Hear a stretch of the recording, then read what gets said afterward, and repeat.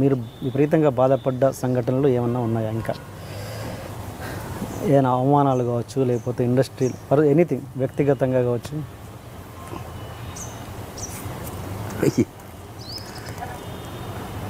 నేను పెద్ద కష్టపడలేదండి. నేను ఎప్పుడూ ఆశ్చర్యపోయే విషయం ఏంటంటే, I'm not a very good student. I'm not a sports. I'm not so called intelligent. చాలా తెలివిగా లేవు.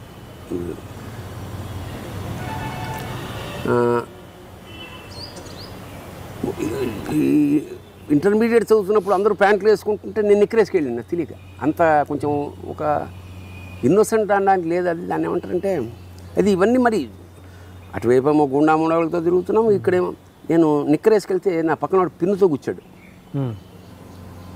నేను ఐ డింట్ కంప్లైంట్, పూర్చుకున్న బాధని. అవసరమా?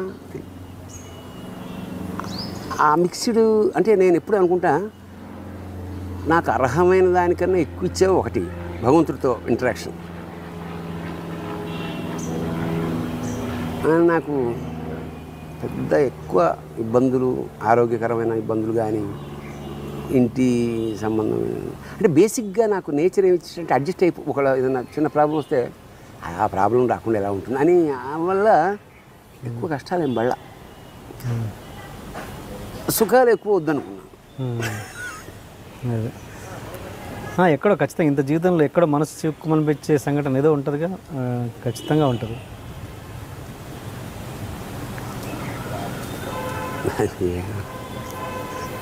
అంటే అన్నాళ్ళు బాధపడాల్సిన అట్లా అంటే ఇంతసేపు ఆలోచించారు. ఆ బాధ అయితే నాకు చాలా ఘోరావమానం జరిగింది, భయంకరత. అది చిన్నవండి. అది ఎట్లా అంటే, నేను క్రాంతి గారితో చాలా క్లోజ్గా ఉంది. అంతా ఇంత కాదు, ఎవ్రీడే కార్ వచ్చేది క్రాంతి కుమార్. ఆ సినిమా కూడా నేను రాశా. సినిమా రాయడం కాదు, ఆర్టిస్టుల సెలక్షన్ అన్నీ చూసుకోవా చూడు అనేవాటి. నేనే ఆర్టిస్ట్, నేనే డైరెక్టర్ లాగా, నేనే అన్నీ నేనే. ఇక మ్యూజిక్ అవ్వండి, క్యారెక్టర్ ఆఖరికి మెయిన్ వేషాలు నేను నా స్టేజ్ వాళ్ళకి ఇచ్చే స్థాయి ఇచ్చాడు నాకు సినిమా ఆడ. ఎందుకంటే చూస్తే క్రికెట్ చూస్తున్నాడు రిలీజ్ అయిన రోజు.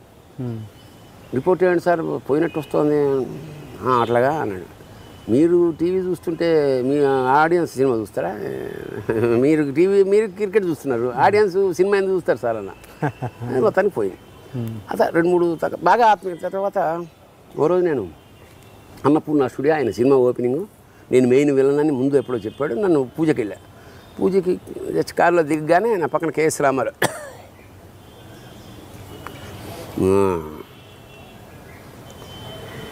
మరి అదేంటి ఏమా భరణి ఏంటి? అదే సార్ ఓపెనింగ్ కదా. నేను మెయిన్, ఆయన అడగలేను, నేను మెయిన్ విలన్ సార్. ఆయన భరణి ఒక్క నిమిషం ఏం లేదమ్మా, if you don't mind, main villain ఎవరో నాకు తెలుసు, you are not in the film. మరి నువ్వు లోపలికి వస్తే ఇంటర్వ్యూ ఇబ్బంది పడతావేమో అన్నాడు.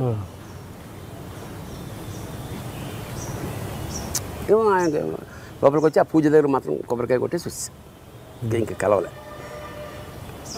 చాలా మానసికమైన క్షోభపడ్డ సంఘటన మాత్రం ఉంటుంది. ఏమిటంటే, అప్పుడెప్పుడు వస్తున్నప్పుడు ఒకే డేటు నారీ నడుమ మురారి, అదే డేటు హిందీ శివ, అదే డేటు అశ్విని దత్ గారి జగదేవి కూడా. ఒకే అంటే ఒకే రోజు ముగ్గురు కావాల్సి వచ్చింది. ఒకరు హైదరాబాద్, ఒకరు లలిత్ మహల్ ప్యాలెస్ బెంగళూరు, ఒకరు చెన్నై. డేట్ చూసేవాడు ఎవరు లేడు నాకు. పిల్లలు లేదు, కొత్త. నాకు 1 వీక్ నుంచి వాళ్ళ ఫోన్లు, వీళ్ళు ఫోన్లు, వాళ్ళ ఫోన్లు.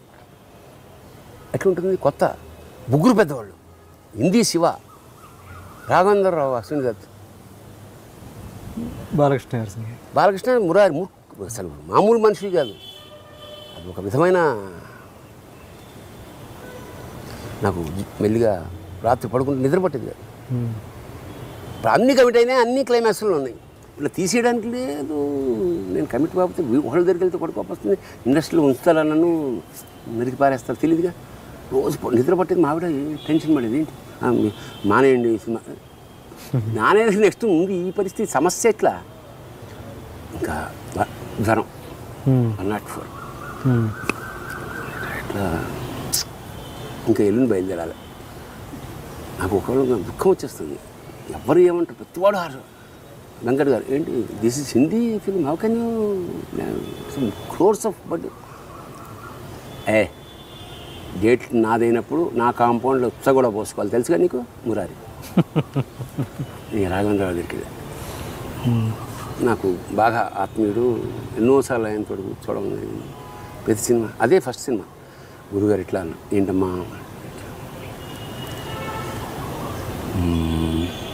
రోజు లేట్ వస్తా అంటావా ఆలోచిస్తుండగా అశ్విని ఎంట్రీ.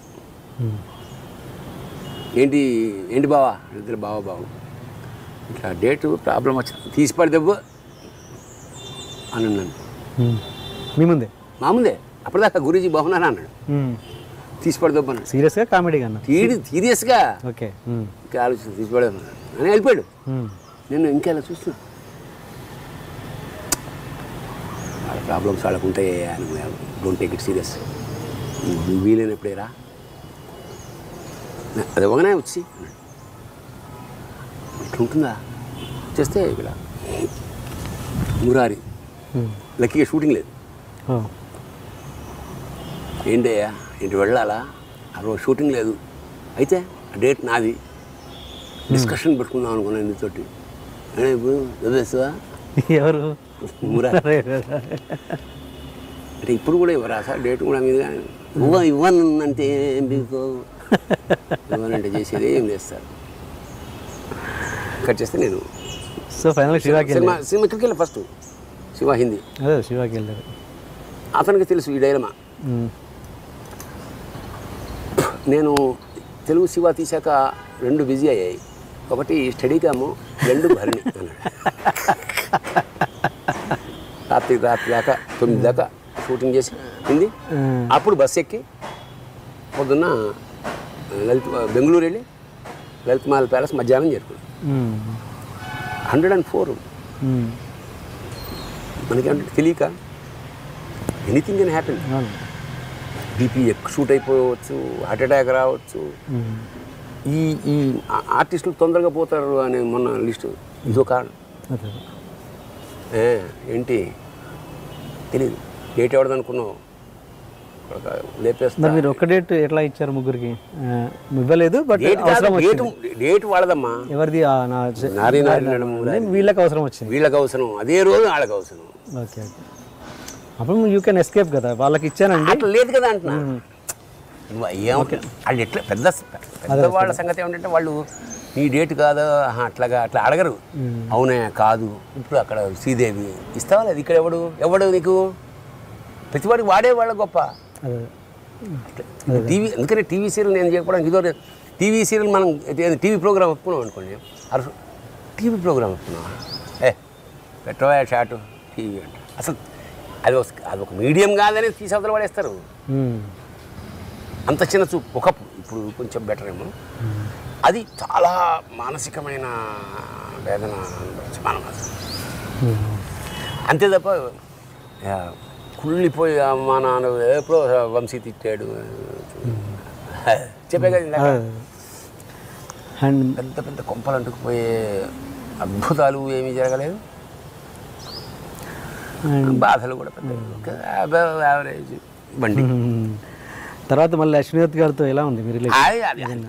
నేను చెప్తా కదా, ఆ పొజిషన్ నేనున్నా కూడా ఏంటే పెద్ద చిరంజీవి శ్రీదేవికి లలిత్ మహల్ ప్యాలెస్ పెట్టుకుని భరుణనే తొకడాడు రాకపోతే దాని గురించి ఆలోచించాలా అనే స్థితిలో ఉంటుంది నేనైనా. ఇప్పుడు మనం ఏమిటంటే అప్పుడు రియలైజ్ అవ్వట్లేదు. నేను యాజ్ ఐ గ్రో ఆ టైంలో ఎవడైనా అలాగే ఉంటాడు. ఇప్పుడు ప్రపంచంలో ఎవడైనా అంతే, వాళ్ళ పరిస్థితుల్లో అలా ప్రవర్తిస్తారు తప్ప వీడిని ఎలా అయినా అంత చూడాలని ఎట్లా ఎవరు ఉంటాయి, అంత టైం ఎవరికి లేదు ఇవాళ. Correct correct. అండ్ మీరు అప్పుడు క్రాంతి కుమార్ గారి సినిమాకి విలన్గా చేస్తారని కేసీఆర్ చెప్పిన సినిమా ఏంటండి అది? గుర్తులేదండి, నా బ్రెయిన్ నుంచి. అంటే ఎందుకు మీరు అలా ఏమంటారు టేక్ ఇట్ ఫర్ గ్రాంటెడ్ తీసుకున్నా? కారణం ఏంటంటే అంత క్లోజ్ నేను.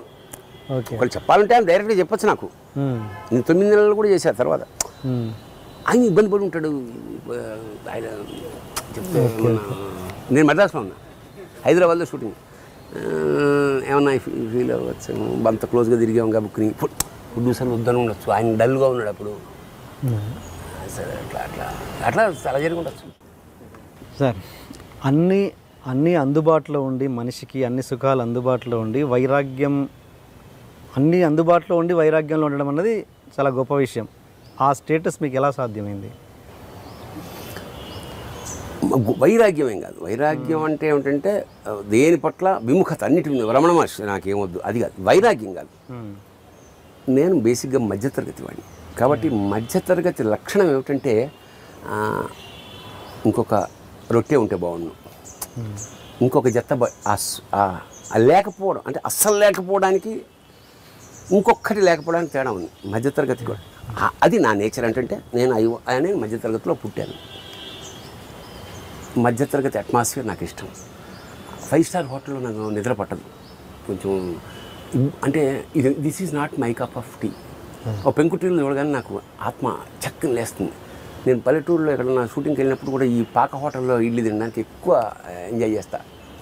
5 స్టార్ మేము 5 స్టార్ హోటల్లో ఉంటాం, సినిమా వాళ్ళు శ్మశానంలో ఉంటాం. కానీ ఆ మధ్యతరగతి నేచర్ ఉంటుంది. ఇప్పుడు వాళ్ళు మా ఇంటికి వచ్చిన మా పిల్లల్ని అంటే కారు ఉండి కూడా నేను బస్సులోనే పంపిస్తున్నాను. నాకు వాళ్ళకి లేకపోవడం తెలియాలి అనే ఫీలింగ్. అంచేత నాకు చాలా ఆశ్చర్యంగా చాలామంది జనరల్గా పెద్దవాళ్ళకి ఒక అరడదనం చెప్పులు జతలు ఉంటాయి కదా, నాకు 2 ఉంటాయి అంతే.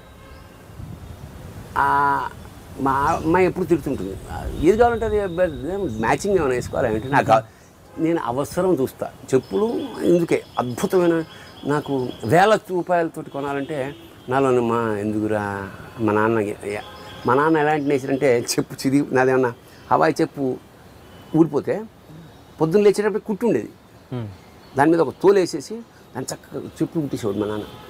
కాకపోతే ఇది బ్లూ ఉంటే ఇది ఎల్లో ఉండేది. నాన్న ఏమేమో అడుక్కునే వాళ్ళగా ఉంటుంది బయటకు వెళ్తే. నీకు పని అవుతుందా అది చూడవా, పని అవుతుందంటే గొడుగు వేసుకెళ్తే దానికి ఒక ప్యాచ్ ఉండేది, కుట్టేసేవాడు ఈయన. చెంబులు మా నాన్న చేయని పనులు లేవు. అదే చెప్తున్నా అవన్నీ నిధులలో పెట్టేది. అట్లా ఆ మధ్యతరగతి తనమే తప్ప అన్నీ నాకు కావాలి. The best of the world కావాలి నాకు. ఇప్పుడు ఎండివరకు ఉన్నాను నేను. ఇప్పుడు I-20లో కూడా పోతా. అర్థమైనా? నేను అవుట్డోర్స్కి వెళ్ళినప్పుడు జనరల్గా ఫ్రెండ్స్ రాజమండ్రి వెళ్ళా అనుకోండి, కార్లో ముందు వెళ్తే నేను వెనకాల ముసుకోవడమే వెళ్తుంటా.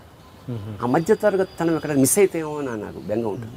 సంభవం ఎక్కువ జిల్బిల్ డ్రెస్సులు కానీ కాస్ట్లీ వ్యవహారాలు కానీ ఎందుకో నాకు నా మనస్తత్వానికి ఒకటే ఉదాహరణ. నేను మా మహర్షి జనార్దన మహర్షి నా శిష్యుడు సాలిడ్గా 10,000 ఇచ్చాడు ప్రొడ్యూసర్.